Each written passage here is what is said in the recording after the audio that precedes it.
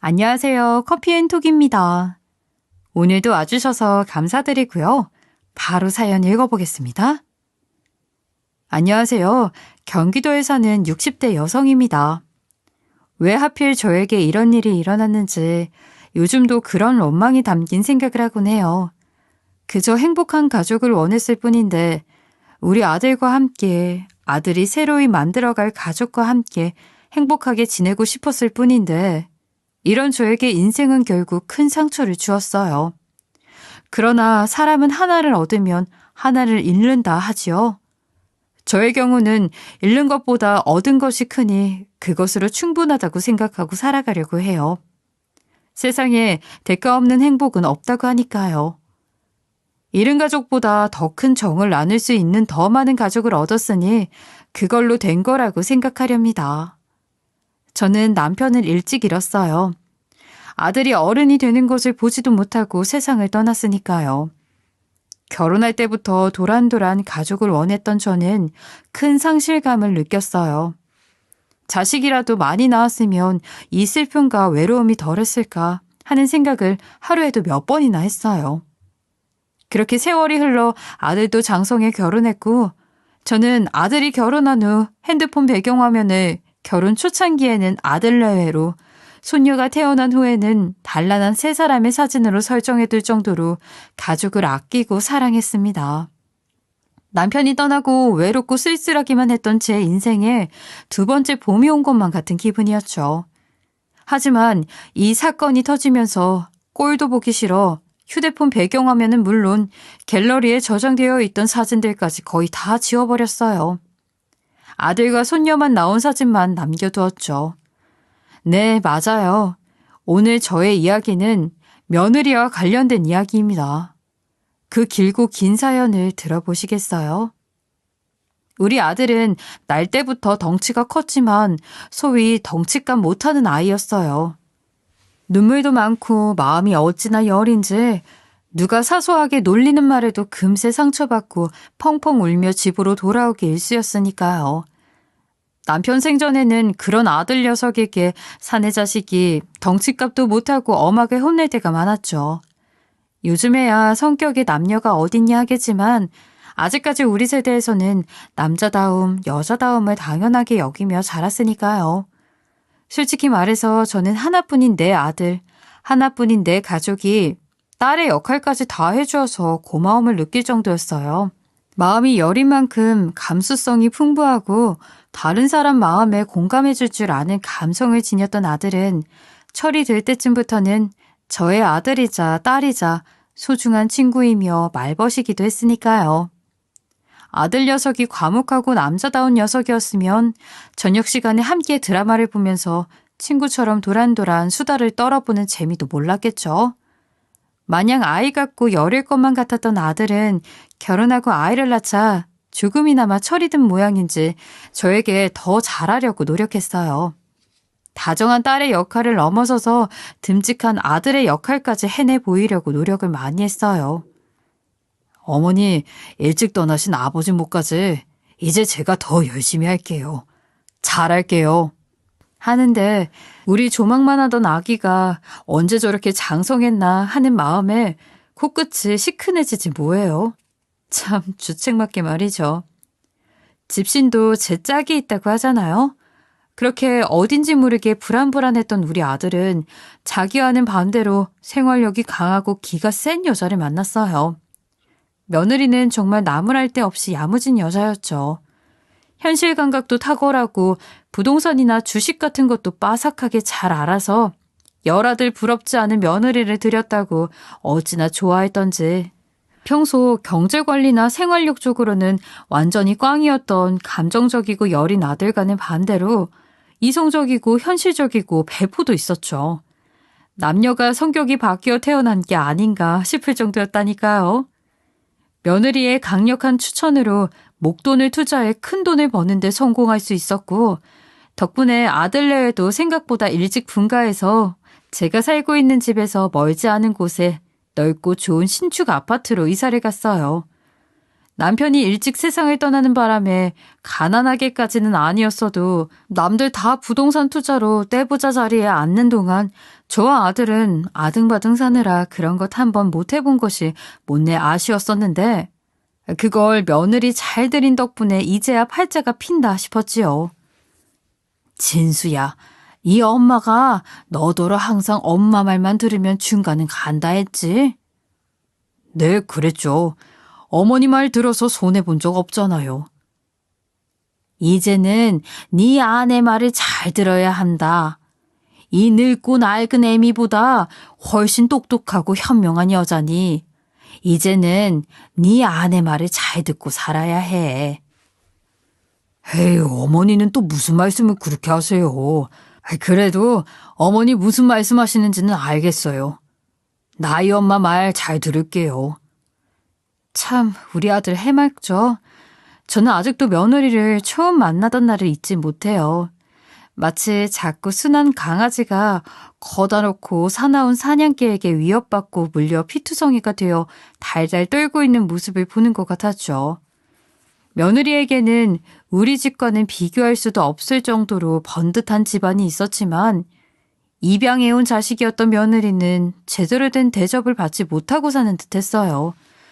어릴 때는 별다른 차별 없이 동등하게 자랄 수 있었지만 성인이 된 후 며느리의 입양 사실을 알게 된 형제자매들이 며느리를 따돌리기 시작했고 팔은 안으로 굽는 모양인지 부모님도 그런 자식들을 말리거나 중재하지 않고 방치만 하며 성인이 된 후에는 모든 것을 박탈당하는 기분으로 외롭고 홀로 살아왔다고 하더라고요. 그 넓은 집에 많은 가족들과 함께 살면서도 골방에 홀로 사는 기분이었다고 하면서요. 며느리의 집안은 아버지가 식품 사업을 하여 자수성가를 하신 분이셨는데 아버지가 나이가 드니 이제는 사업을 물려받을 후계자 자리를 놓고 치열하게 싸우기 시작했다고 해요. 아버지의 사업체에 다들 한 자리씩 차지하고 호시탐탐 기회를 노리고 있는데 친자식들끼리 그렇게 기싸움을 하는데 입양아인 제 며느리가 어찌 힘이나 써볼 수 있었겠어요. 회사에 네 자리는 없다고 단언한 형제 자매들은 며느리를 따돌리고 자기들끼리 치열하게 권력 다툼을 했고 회사 후계 문제 외에도 유산 문제로도 첨예한 의견 대립을 보이면서 다투고 있었다고 해요. 항상 부잣집 아들로 태어나게 해주지 못한 것이 아들에게 미안했고 단란하고 복작복작한 가족을 이루지 못한 것이 늘 마음에 사무쳤는데 가족이 많고 돈이 많다고 다 좋은 게 아니라는 것을 며느리의 집안을 보면서 알 수 있었어요. 며느리는 결국 집안 식구들끼리 벌이는 권력 다툼, 재산 싸움에 지쳐 집을 나오게 되었고 며느리의 형제자매들은 기어코 며느리에게 유산 포기각서까지 쓰게 한 다음 거의 무일푼이나 다름없는 상태로 쫓아냈다고 해요. 대학을 졸업하자마자 그렇게 집에서 쫓겨나던 나와 혈혈단신으로 세상살이를 시작해야 했던 며느리. 전 며느리가 너무 안타깝고 가여웠죠. 고작해야 24, 25밖에 안 됐을 어린 것이 얼마나 마음고생을 많이 했을까 싶어 이제라도 마음 편히 살았으면 하는 마음에 며느리를 내 자식보다도 더 품어주려고 노력을 많이 했어요. 며느리도 그런 저의 진심을 알았는지 딸처럼 저를 따랐고 한 번씩 엄마 하고 부르고는 아차 하는 표정으로 개면쩍게 웃기도 했어요. 그때마다 저는 아이 그래 그냥 엄마라고 해. 내가 네 엄마고 네가 내 딸이고 그런 거지 뭐. 평생 같이 살 식구잖아. 하고 대답해주곤 했죠.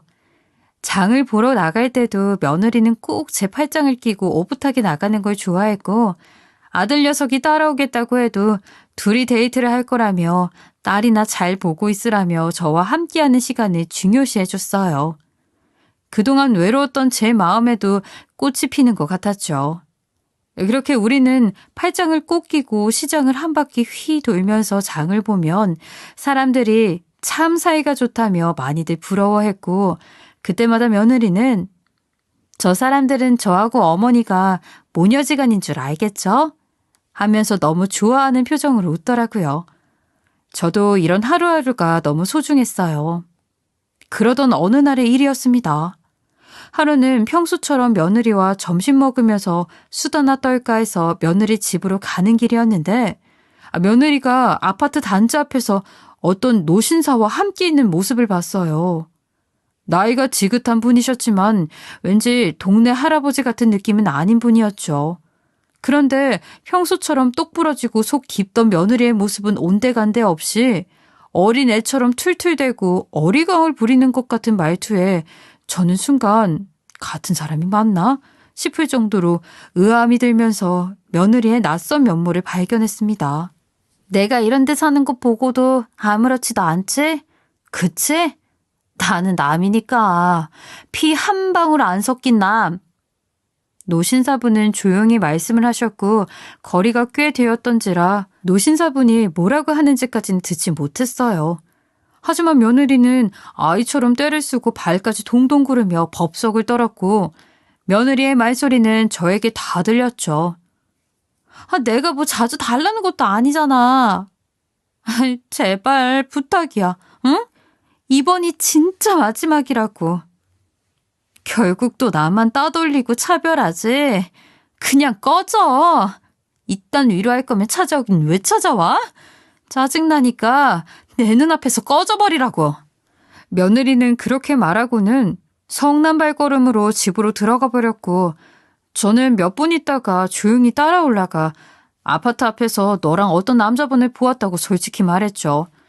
그냥 모르는 척하고 넘어갈 수도 있었겠지만 며느리의 그런 모습은 처음이었기에 물어봐야 할 것 같았거든요.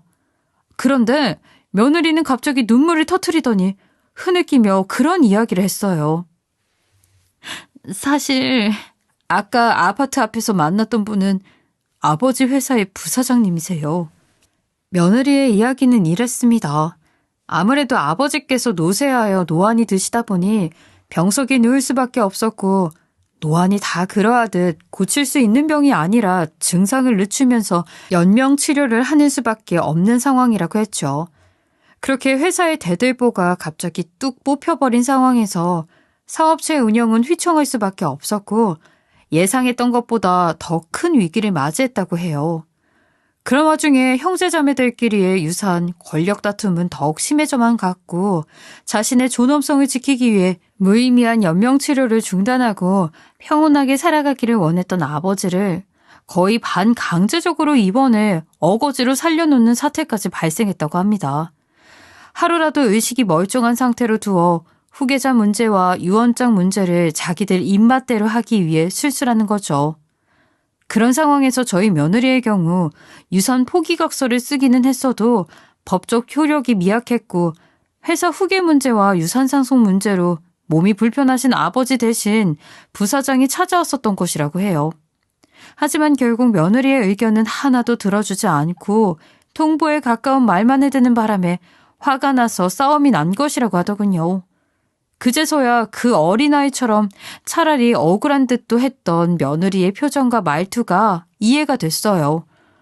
집에서 거의 쫓겨나다시피 나왔고 찾아온 부사장을 문전박대하여 돌려보내면 거의 연을 끄는 것이나 다름없이 살아왔다고는 하지만 아직도 며느리는 오매불망 아버지 걱정뿐이었어요.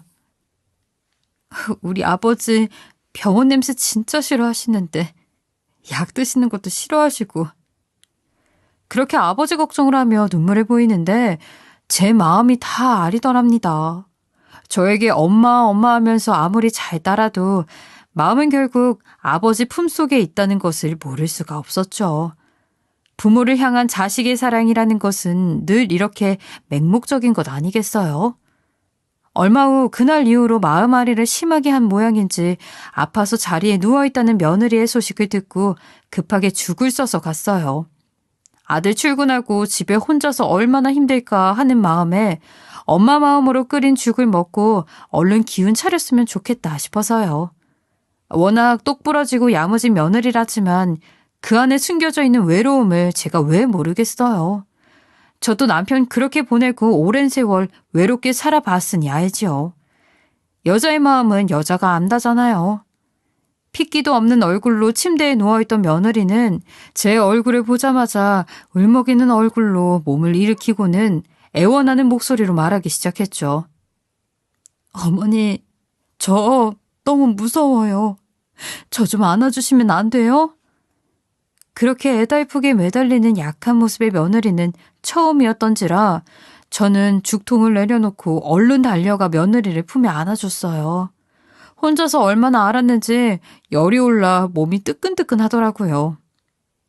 아이고, 아가, 좀 누워서 쉬자, 응? 몸이 불덩이야. 저 너무 무서워요. 제가 아버지 연락도 안 받고 2년 끊고 그렇게 나와서 살아서 아버지가 그렇게 되신 것 같고 죄책감이 너무 많이 들어요. 아버지 상태가 많이 안 좋으셔?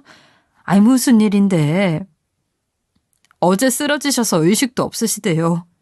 어떡해요, 어머니? 다 저 때문이에요. 그게 왜 너 때문이야? 널 그렇게 쫓아낸 형제들 탓이지. 며느리가 그렇게 쫓겨날 때는 말 한마디 없었다던 아버지. 그런 사람도 아버지라고 이리 걱정하는 걸 보니 제 속이 다 쓰렸죠. 지금 다른 가족들은 유산 분배 문제로 다투느라 아버지 돌볼 사람도 없다나 봐요. 아버지 사업체가 갑자기 크게 휘청이느라 현금 유통이 안 돼서 병원비도 체납되어 있다고 그러고 너무 무서워요. 자꾸 무섭다는 말만 하는 며느리, 저는 뭐든 해주고 싶었죠. 자식처럼 아끼는 마음은 진심이었어요. 아버지 이렇게 가시면 전 어떻게 살아야 해요? 앞으로 전 어떻게 해야 해요? 며느리는 그렇게 말하며 펑펑 울었고 저는 며느리의 건강 상태를 생각해서라도 어떻게든 이 문제를 해결하는 데 도움을 보태야 한다는 생각이 들었어요. 아예 아버지 병원비가 얼마나 필요해? 돈이 많이 필요하니? 아버지 사업이 그렇게 힘들어? 내가 뭐 어떻게 도와줄 수 있는 방법이 있을까? 내가 해줄 수 있는 거라면 해주고 내가 해줄 수 있는 돈이라면 해줄게. 아가, 뭐든 말만 하렴. 이대로 두면 평생 며느리의 한이 될 게 뻔했죠. 무엇이든 방법이 있다면 제가 조금이라도 도움이 될 수 있다면 돕고 싶었어요. 며느리가 말한 액수는 제 수준으로 감당하기엔 너무 큰 돈이었고 그렇게 큰 사업체가 휘청한다 하더니 당연하다 싶기도 했죠. 며느리는 당장 어음 터지려고 하는 것만 막아도 아버지 사업에 숨통이 트일 것이라며 그렇게 되면 당장 현금 유통을 해서 아버지 병원비도 해결할 수 있을 거라고 했죠. 저는 긴 고민 끝에 전 재산을 모두 내놓기로 했습니다. 많지 않은 저축과 남편이 남기고 간 집을 팔아 목돈을 마련하기로 했죠. 다행히 바깥사돈의 상태가 위중한 건 아니라 적절한 치료만 받으면 살릴 수 있다니 천만다행이었어요. 손녀는 한창 클 나이였으니 이제 늙어서 쓸 데도 없는 제 돈을 주는 게 나을 거라고 생각했죠. 며느리는 제 결정에 감격의 눈물을 흘리며 아들 녀석 명의로 된 자기들 집도 팔아서 저와 함께 살 수 있는 집을 새로 마련해 보겠다고 했어요. 그럴 필요 없다는데도 말이죠. 이런 일로 다시 어머니를 모시게 돼서 너무 죄송하지만 저는 어머니와 다시 함께 살 수 있게 돼서 차라리 좋아요. 저 너무 이기적이죠, 어머니. 무슨 그런 소리를 해. 나도 너랑 같이 살게 되어서 너무 좋다. 아버지 건강 회복하면 사업 다시 일어나는 건 금방이니까요. 이 은혜 잊지 않고 어머니가 빌려주신 돈은 꼭 갚을게요. 아버지도 그런 것까지 모르는 척할 정도로 나쁜 분은 아니세요. 무슨 그런 말을 해. 가족끼리 돈을 빌려주고 하는 게 어딨어. 이렇게 예쁘고 착하고 귀한 딸 지금까지 잘 길러주신 보답이라고 생각한다 나는. 다시 받을 생각 없어. 하지만 며느리는 몇 번이나 그 돈은 꼭 갚겠다고 당부했어요. 그러면서 며느리는 이 일은 아들에게 돈을 해준 것은 비밀로 하자고 이야기하더라고요. 그냥 신경의 변화가 있어서 다시 집을 합치는 것으로 하자고 말이죠. 만약 아들이 이 사실을 알면 제 눈치만 계속 보느라 마음의 병이 날 것이 분명하다고 말이에요. 아들의 워낙 곱고 여린 성정을 저도 아는지라 일리가 있는 며느리의 말에 동의했어요. 아들 녀석이 남에게 신세지고 사는 것을 못 참기도 해서 같은 가족끼리라도 자기 아내 문제에 제가 개입했다는 것을 알면 많이 부담스러워하고 심적으로 힘들어할 것이 뻔했거든요. 저는 이사하기 전 남편 흔적이 있던 집을 처분하며 많은 것들을 버렸습니다. 아들네와 살림을 합치면 어차피 큰 가구는 거의 필요 없을 것이고 집안의 물건이나 가구들은 대부분 세월과 함께한 것들이니 이제 새 가족과 함께하는 새 출발을 위해 비울 때가 되었다 생각했죠. 제 짐 2상자와 남편과의 추억이 담긴 유품 1상자, 그게 제 이삿짐의 전부였어요. 가구 버리는 거야 청소업체에 맡기기만 하면 알아서 다 해주니 저는 이사 준비를 순식간에 끝내고 할 일이 없게 되었어요. 그리고 이삿날 아침 저는 아들도 며느리도 연락이 안 되는 탓에 이사 준비로 바쁜가 보다 하고 택시에 짐을 실어 이사의 집에 먼저 도착했습니다. 그런데 웬걸요? 도착한 집에는 버젓이 사람이 살고 있는 거 아니겠어요? 아니, 여기 오늘 이사 오기로 한 사람인데? 이게 무슨 소리야? 이 집은 10년 전부터 우리가 계속 살았는데 집 팔기로 한 적도 없어요.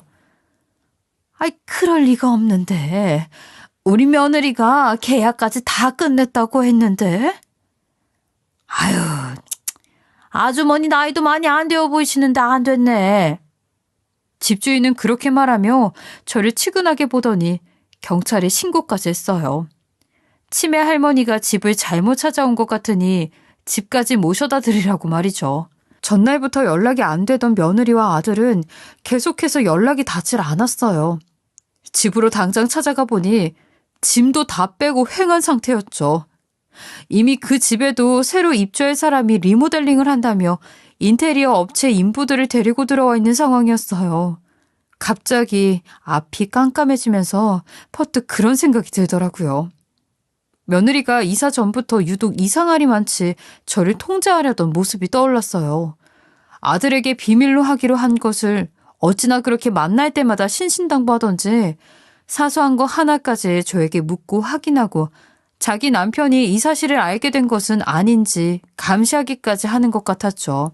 당시에 저는 며느리가 아버지에게 그런 일도 있고 워낙 급하게 결정된 일이다 보니 며느리도 사람이라 예민해질 수 있겠다 싶어서 별말 안 하고 넘어간 거였는데요. 며느리는 제가 말실수라도 해서 아들이 알게 될까 봐 걱정된다며 저에게 아들에게 연락하는 것조차 마음대로 못하게 사사건건 통제했어요. 일이 이렇게 되고 보니 아들이 대체 어디서부터 어디까지 사실을 알고 있을지, 대체 아들과 손녀를 데리고 며느리가 어디로 가버린 것인지 눈앞이 캄캄했죠. 바닥이 까마득한 아래로 무너져 내리는 느낌이었어요. 결국 전 짐 상자를 들고 오갈 데가 없어 근처에 보이는 아무 여인숙이나 들어가서 하루를 보내야만 했어요. 새벽 2시쯤이었을까요? 불편한 잠자리에 뒤척이고 있는데 모르는 번호로 전화가 한 통 걸려왔어요. 혹시나 싶어 받아보았더니 역시나 며느리였습니다. 아가, 이게 대체 무슨 일이냐? 너하고 진수는 연락도 안 되고 네가 새로 구했다던 집에는 이미 사람이 있고 난 이게 대체 무슨 영문인지 모르겠다. 혹시 뭐가 잘못된 거니? 저는 지금 당장 길바닥에 나앉을 상황에서 피가 바짝바짝 마르는데 수학이 넘어 며느리는 웃고만 있더군요. 그때 직감했습니다. 내가 이 여우 같은 계집애한테 속았구나 하는 것을요. 그래도 그 집 주인이 경찰까지 불러 저를 쫓아냈을 때까지만 해도 무언가 잘못된 게 있겠거니 더러운 여인숙 욕실에서 대충 씻고 오지도 않는 잠을 청할 때까지만 해도 우리 며느리가 나한테 이렇게 사기를 칠 리가 없다. 분명히 나한테 말 못할 사정이 있을 거다. 그렇게 생각했던 제가 바보 같았다는 걸 깨달았죠. 어머니, 이만큼 효도해드렸으면 됐지. 끝까지 뭘 그렇게 바라세요? 뭐라고? 너 지금 그게 무슨 소리냐? 나는 집 한 돈 너한테 다 맡기고 당장 길바닥에 나앉게 생겼는데 너 지금 그걸 말이라고 하는 거야? 진수는 어딨어? 진수는 네가 이런 짓 하는 거 알고 있니? 집 한도는 제가 그냥 그동안 꾹 참고 효도해드린 값이라고 생각하시고요. 나이 아빠도 더 이상 어머니랑은 못 살겠다고 하니 앞으로는 알아서 하세요. 뭐 정 안 되겠으면 파지라도 주시던가요. 아니면 어머니 불쌍한 척 잘하시잖아요. 그걸 기술로 삼아서 길거리에서 구걸이라도 하시던가. 그러며 고 계집애가 깔깔 웃는데 정말 피가 거꾸로 솟는 기분이라는 게 뭔지 알겠더라고요. 항상 측은하고 가엾게만 여겼던 며느리가 사실은 사악한 악마였던 거예요. 지금까지 몇 년 세월을 그 깜찍한 얼굴 안에 그런 악재적인 본 모습을 감추고 살았다고 생각하니 모골이 송연해지더군요. 솔직히 말해 이 사연을 들으시는 분들은 요즘 같은 세상에 이렇게 멍청하게 당할 인간이 어딨냐고 하시겠지만 지금 와서 생각해보면 그 좋은 머리를 그런 곳에만 쓰는 인간이니 그 일이 아니었어도 어떤 방식으로든 일을 꾸며 재산을 빼앗아 갔을 인간이라는 생각이 들더라고요. 그렇지 않나요? 결혼해서 애를 낳고 몇 년이나 멀쩡한 척, 세상 불쌍한 척은 혼자 다 하던 인간이었는데 그보다 더한 짓은 못할까요? 그러나 그런 분노나 울분, 자존심 같은 건 일단 뒤로 밀어둬야만 했죠. 하루아침에 비 가릴 곳마저 없는 처지가 되었으니 당장 이 일을 해결해야만 했어요.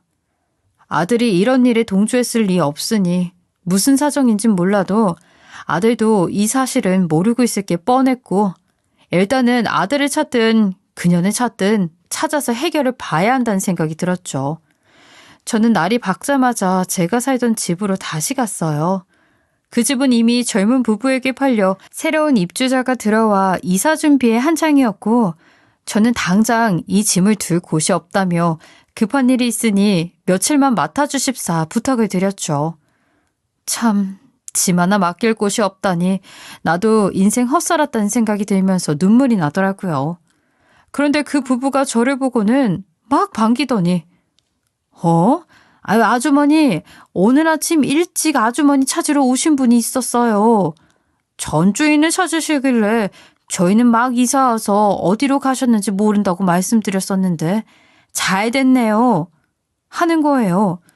저는 분명히 아들일 거라고 생각했고 그래, 진수가 이 일을 다 알았구나. 이제 살았다 하고 있는데 그 부부가 의외의 말을 내놓았어요. 저를 찾아왔다는 사람이 나이가 지긋한 노신사라며 혹시나 저를 만나게 되거들랑 부탁한다면서 전화번호도 남기고 갔다는 거예요. 저는 지푸라기라도 잡는 심정으로 일단 짐을 새 집주인에게 맡기고 바로 전화를 걸었어요. 안녕하세요. 많이 힘드신 상황인 줄 압니다. 참, 이건 뭐라고 말씀드려야 할지 다 제 불찰입니다. 중후한 목소리의 노신사는 마치 제 상황을 다 알고 있다는 듯 말하며 시간 괜찮으면 지금 좀 만나자고 하더라고요. 저는 그 남자분을 만나자마자 저번에 저도 본 적 있던 그 부사장이라는 것을 바로 눈치챌 수 있었어요.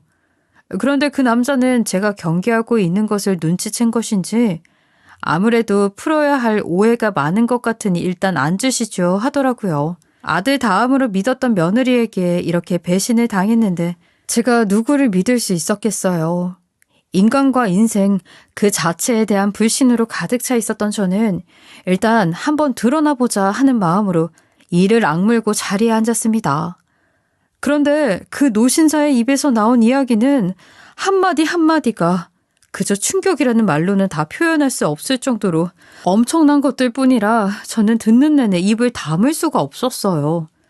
며느리가 이 사람을 부사장이라고 했던 것도 거짓말로 이분은 사실 며느리의 아버지였다고 합니다. 지금 쓰러져 병석에 누워있다는 그 아버지요. 며느리가 입양아인 것까지는 사실이었으나 다른 것은 모두 반대였어요. 오히려 가족들을 핍박하고 협박하고 괴롭혀온 것은 며느리였다고 합니다. 요즘 말로 가스라이팅이라고 해야 하나요? 며느리는 그런 것의 귀재였다고 해요. 처음에는 사랑이 부족해서 그러나 하고 해달라는 거 다 해주면 우리 마음을 좀 알아줄까 해서 그랬지요. 사랑이 부족하다고 돈으로 메우려 한 제 불찰입니다. 다 제 잘못이에요. 며느리는 돈이 필요할 때마다 내가 입양아라서 차별하는 거냐며 부모 입장에서 거절할 수 없는 가슴 찢는 말을 해가며 돈을 뜯어갔고, 돈을 해주지 않으면 온 동네방네 부모와 형제들을 이상한 사람으로 만들고 다녔다고 해요. 매일같이 울고 보채고 그게 안쓰러워 어쩔 수 없이 해준 돈만 몇 억은 될 거라며, 아버지가 해주지 않으면 형제들까지 찾아가 그런 짓을 하는 바람에 형제들이 학을 떼고 연을 끊는 것이라고 합니다. 쫓겨나듯 집을 나왔다는 말만큼은 사실이었던 거죠. 그럴 수밖에 없는 인성이었으니까요. 형제고 아버지고 남편이고 시어머니고 상관없이 걸리는 족족 골수까지 빨아먹고 물어뜯어가며 살아온 인생이었던 거예요. 처음에 내가 본 그 겁먹은 순한 강아지는 처음부터 없었고, 며느리는 가엾은 강아지가 아니라 사정없이 물어뜯는 사냥개였던 거죠. 자기는 아무것도 이루는 것 없이 그렇게 타인을 협박하고 겁박하고 악어의 눈물을 흘려가며 갈취한 돈으로 호의호식하고 살아온 인생이었던 거예요. 그날 이후로 이상하게 돈 달란 소리가 없어. 또 뭔가 일을 꾸민다는 걸 눈치채고 있던 와중에 갑자기 이사를 가셨던 소리를 듣고 일이 터졌구나 직감했습니다. 이제는 그 아이를 멈추어야 해요. 누군가는 해야만 하고 누군가 해야만 한다면 자식 잘못 길은 제가 해야 한다고 생각해서 이렇게 찾아온 겁니다. 저는 이제 그 여우 같은 것을 딸도 며느리도 아닌 피의자와 피해자로서 마주할 준비를 했어요. 자기 수법이 통한다 싶으면 끈질기게 물고 늘어져 재산을 꿀꺽하는 짓에 맛을 들린 거죠. 평생을 자기 형제와 아버지에게 했던 수법 그대로요. 60을 넘게 산 내 인생 더 살아봐야 얼마나 살까요? 교활하고 사악하기 그지없는 그 인간의 민낯을 밝혀내기 위해서라도 저는 모든 것을 다 걸고 싸워야 했어요. 아직 아무것도 모르고 있을 아들과 손녀만큼은 지켜내야 했으니까요. 그것이 다음에는 또 무슨 짓을 할지 알 수 없는 노릇이었죠. 며느리는 제가 찾아낼 것을 우려해 아파트까지 제 3자의 명의로 얻었고 아들 직장도 옮기게 만들었어요. 다행히 며느리가 그리 철저한 성격은 아닌데다 그 여자의 아버지도 도와주셔서 증거 수집은 어렵지 않았죠. 소식을 들은 며느리의 형제들도 제 이야기를 듣고는 자기 일처럼 화를 내며 물심양면 도와준 덕분이기도 했어요. 얼마나 죄를 많이 짓고 살았으면 세상에 자기 편 하나가 없을까요? 그 사냥개 같은 여자의 가족들에게 도움을 받아 저는 정말 사활을 건 형사재판을 시작해야 했고, 증거가 너무 넘쳐났던 덕분에 그것은 사기죄, 법인 명의도용, 사문서 위조, 명의 신탁 등 무수히 많은 죄명이 적용되어 유죄 판결이 나왔고, 죄가 한두 가지가 아니었던지라 초범임에도 불구하고 바로 실형이 내려졌습니다. 연숙에서 웅크리고 누워 흐느끼고 있던 저에게 구걸이나 하라며 깔깔대며 비웃던 그것이 정작 자신이 깡통을 찬 인생으로 전락하고 만 것이죠.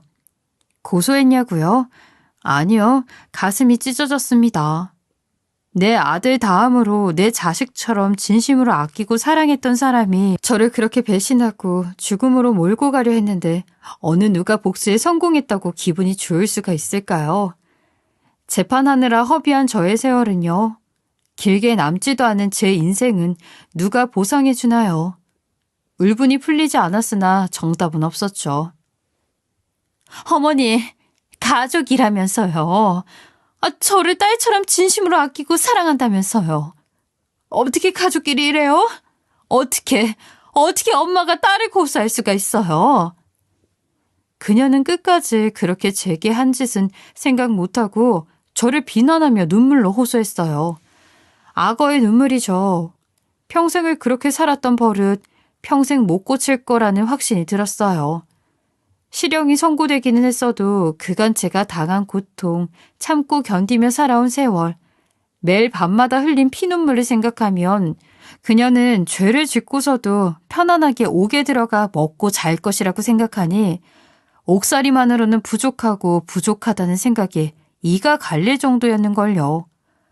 그렇게 저를 보면서 울부짖는 그 여우 같은 것을 향해 저는 제가 여인숙에서 들었던 그 모멸을 그대로 돌려줬지요. 너 형기 다 채우고 나와도 아직 젊지 않니? 50도 안 된 젊은 나이에 나올 건데 뭐가 그리 억울하니? 인물도 멀쩡하니 써먹을 만하게 잘 관리해서 또 어떤 순진한 남자나 꼬셔서 살면 되지 않니? 지금까지 그렇게 살았으니 어렵지 않겠지. 어머니, 어떻게 그런 말씀을 하세요? 왜? 네가 나한테 하는 건 되고 내가 너한테 하는 건 안 되니? 질질 짜면서 불쌍한 척하는 건 내가 아니라 바로 네 전문인 것 같은데. 나한테 권할 게 아니라 네가 길바닥에 나앉아서 대성통곡하며 구걸하면 더 잘 먹힐 것 같구나. 그렇게라도 말하고 나니 그동안 꽉 막혀있던 숨통이 탁 트이는 것 같았죠. 다행히 수사와 재판이 진행되면서 아들과 그동안 쌓였던 오해도 다 풀 수 있었어요. 아들은 오히려 며느리의 이간질로 인해 제가 생활에 염증을 느끼고 재산을 처분해서 잠적한 것이라 생각하고 저에게 너무 서운했다 하더라고요. 저를 다시 만났을 때 영문을 모르는 아들이 처음 한 말이 어머니, 고민이 있으면 저한테 먼저 이야기하셨어야죠. 이렇게 말없이 훌쩍 떠난 게 어딨어요? 였으니 그동안 며느리란 것이 옆에서 뱀 같은 혀로 무슨 이야기를 해댔을지 상상만 해도 아찔했죠. 마음이 여리고 귀가 얇은 아들은 그렇게 저에게 배신당했다고 생각해 큰 상처를 받고 며느리가 시키는 대로 전화번호도 직장도 바꾸고 새 집에서 사는 게 당연하다고 믿었던 모양이에요. 곧 죽어도 네 아내 말 잘 들으라고 했던 제 이야기가 이렇게 꼬일 줄 누가 알았겠어요. 아니, 자식 두고 가는 부모가 세상에 어딨니? 너는 그 말을 믿었다니? 어이가 없어 제가 그리 말하자 아들은 자신이 너무 어리석어 불효를 저질렀다며 너무 후회하며 한참을 울었어요. 지금은 오히려 한시도 안 떨어지려고 하고 일하는 도중에도 하루에 전화를 몇 통씩 해서 제가 다 귀찮을 지경이라니까요.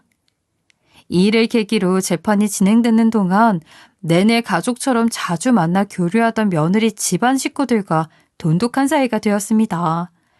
그런 범죄자의 가족과 사이가 좋아지다니 이걸 말이라고 하시는 분들도 계시겠지만 어찌 보면 같은 사람에게 당한 피해자 연대나 다름없지 않겠어요? 비록 며느리도 딸도 잃게 되었지만 그보다 더 많은 가족을 얻게 되었으니 제가 원하던 복닥복닥하고 도란도란한 가족의 꿈 이제라도 이루나 싶어 요즘은 평온하기만 합니다. 전 재산을 잃은 것보다 두려운 것이 바로 내 가족, 내 자식, 내 부모를 잃은 것인데 이런 소중함을 모르고 살았고 앞으로도 모르고 살아갈 미련한 그 아이가 요즘은 안타깝게 느껴지기도 해요. 하늘이 점지해준 이런 좋은 가족들과의 연마저 스스로 끊어버렸으니 살 만큼 살아본 저는 압니다. 그것이 그 아이에게 평생의 아픔과 외로움이 되고 말 것이라는 걸요. 그런 흉악한 범죄자에게 연민을 느끼다니 그러니 사기나 당하는 거라고 하시는 분들도 계실 거예요. 아무렴 어떻습니까? 그래도 저는 아직 세상이 아름답고 살만하다고 믿어보렵니다. 지금까지 커피앤톡이었습니다. 오늘도 끝까지 함께해 주셔서 감사하고요. 다음 영상으로 또 찾아뵙겠습니다.